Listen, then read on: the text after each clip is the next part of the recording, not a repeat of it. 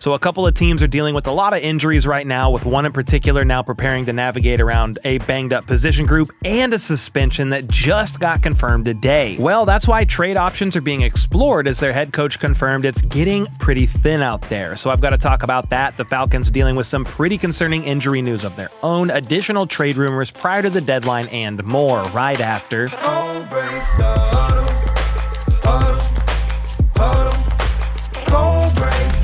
First up, the Falcons had a potentially concerning injury pop up along their O-line today. Their starting right tackle, Kaleb McGary, was carted off the practice field with what appeared to be a leg injury. The mood from there shifted at practice pretty drastically as the music was turned off and the team gathered around him before he was brought back to the building via cart.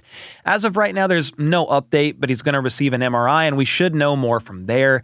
I'm hoping this is nothing serious. It does seem a bit more than a minor injury based on how people responded at practice, but the Falcons just extended McGary to a 2-year, $30 million deal to keep him as the blindside protector of Michael Penix. McGary plays on the right side, but Penix is a lefty, so that would be his blind side. You get the point. But if this injury ends up being serious, Atlanta would be heading into the 2025 season with not only a new right tackle, but also a new center after Drew Dalman, their starter for the last 3 years, opted to sign with the Bears in free agency.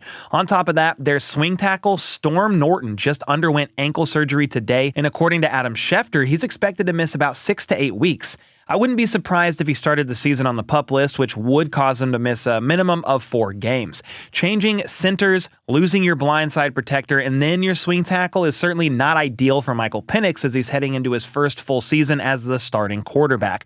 But we'll have to wait and see what the news is on McGary, and hopefully he avoided anything major. Unfortunately, though, for the Bengals, their starting guard Cordell Volson did not avoid a major injury and could miss the entire 2025 season with a shoulder issue that requires surgery. Volson was a 4th-round pick back in 2022 and has started 48 games over the past 3 seasons for Cincinnati.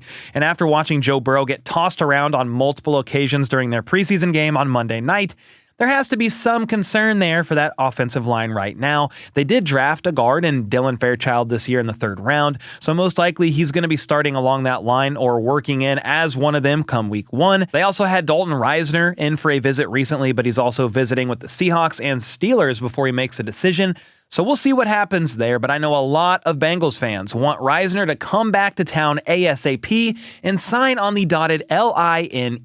Yeah, corny joke, but you get the point. Between the O-line for the Bengals and their defense, Bengals fans have to be a little uneasy right now. They ranked 29th in pass blocking according to PFF last year, and their only improvement was drafting a guard in the 3rd round and a tackle in the 5th. And now they're without one starting guard for the entire season, most likely. So thoughts and prayers up for Joe Burrow because he may be in for another long season. Another quarterback in the AFC North got a bit dinged up today, though, as Lamar Jackson left practice early after getting his foot stepped on. That hurts like hell when everyone is in cleats, though a team spokesman said Lamar would be fine. Crisis averted. And there's also some good news coming out of Tennessee today because cornerback L'Jarius Sneed is finally back at practice and off the PUP list. Sneed suffered a quad injury back in week 6 of the 2024 season and ended up missing the rest of the year because of it.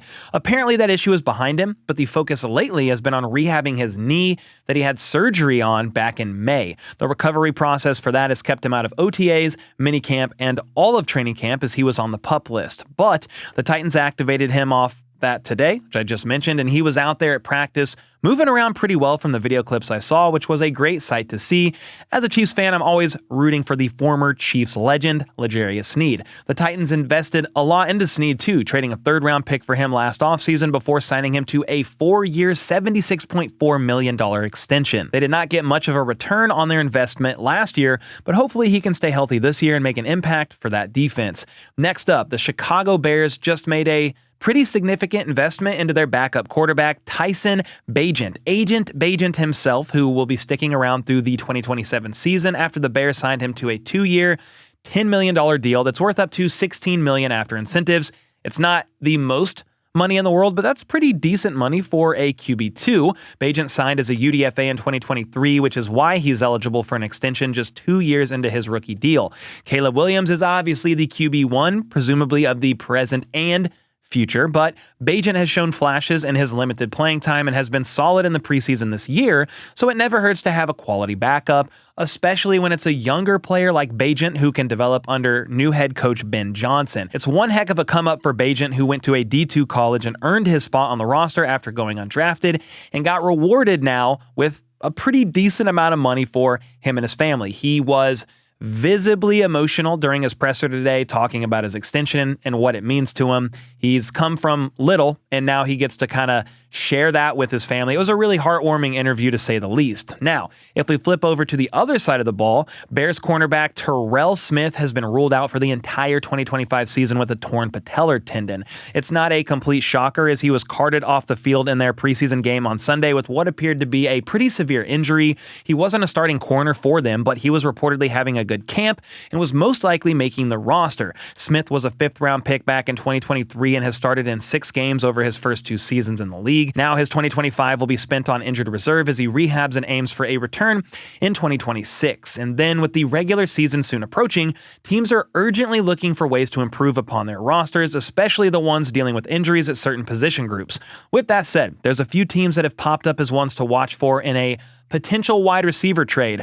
Early this morning, Tom Pelissero reported that the Minnesota Vikings are seriously exploring veteran receivers in the trade market. That should come as no surprise, with Justin Jefferson working back from a hamstring injury that held him out for nearly an entire month. Then Jordan Addison will be suspended the first 3 games of the season, and apparently he got banged up at practice today with a hand or arm injury and finished on the sidelines, as did their 3rd-round rookie receiver, Ty Felton, who dinged up his left arm and had it wrapped up. Plus, their wide receiver 3, Jalen Naylor, is dealing with a hand injury that could cause him to miss some time to start the year. And that's not even to mention that Rondell Moore, their presumed to be starting punt returner, is out for the season with a knee injury. Holy smokes, there's a lot of injuries going on over there in Minnesota, so it makes a lot of sense for them to be trying to add somebody. But they're going to have some competition in the wide receiver trade market, because Diana Rossini reported that the Jets and 49ers are 2 other teams that have been making calls around the league.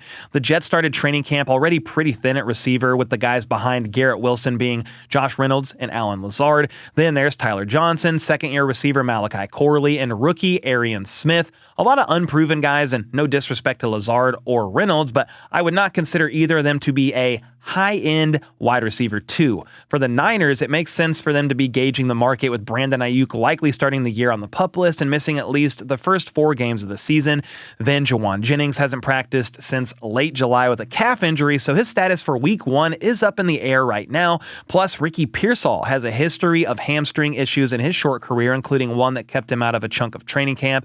They've also had injuries to some guys further down the depth chart, like Jacob Cowing and Jordan Watkins, but the point is, they could certainly use some quality depth there. And to make matters even worse for the 49ers, and probably why they are actually looking for a wide receiver via a trade, is because Demarcus Robinson, one of their other wide receivers, is going to be suspended for the first 3 games of the season. And this was confirmed by head coach Kyle Shanahan.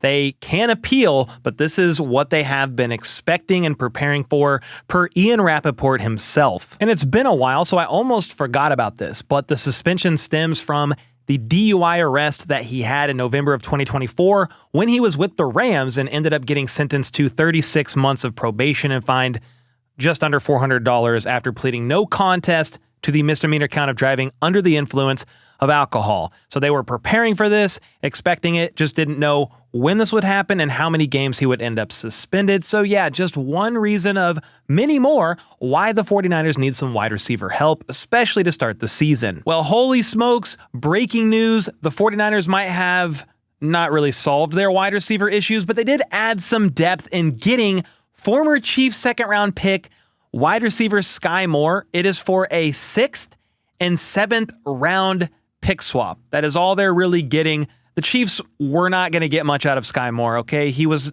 probably not going to make the 53-man roster. The 49ers, meanwhile, really needed wide receiver help, and it's something, okay? Skyy, at the very least, can be a solid returner for you. He just had 3 drops in his last preseason game. I don't know how much this solves the issues in the wide receiver room for the 49ers, but I will say this. As a Chiefs fan, I'm rooting for Skyy more in his next chapter. I always thought he needed a new start, a fresh start, somewhere else where he can give it a go. So I'm going to root for him. Again, this is a very minor cost for the 49ers, and it does give you some depth at the wide receiver room that has taken a massive hit. Now, a receiver who did get moved today is Devaughn Vele of the Denver Broncos. The Saints, who have basically no draft picks, they have the least amount of draft picks ever and no cap space. They're a very weirdly ran organization, but they just traded for second-year Broncos receiver that they got in the 7th round last year for a 2026 4th-round pick and a 2027 7th-round pick. This is very intriguing to me. Vele had 55 targets, catching 41 of those for 475 yards and 3 touchdowns. He was predicted to be the wide receiver 3-4 for the Broncos. It's a pretty stacked room. Maybe he would have been a little bit further down the depth chart than that. But this is a very interesting development here. Shout out to the Broncos for being able to flip a 7th round draft pick for a 4th and a 7th. It does have me wonder, with all these wide receiver trades that we've been talking about, what team is wanting to trade for another receiver that's on the Saints roster? I'm not saying that a trade for sure is going to happen for somebody like Chris Olave, Rashid Shaheed, Brandon Cooks. That one doesn't seem extremely likely, but could we see the Saints move on from one of these guys after just acquiring Vele?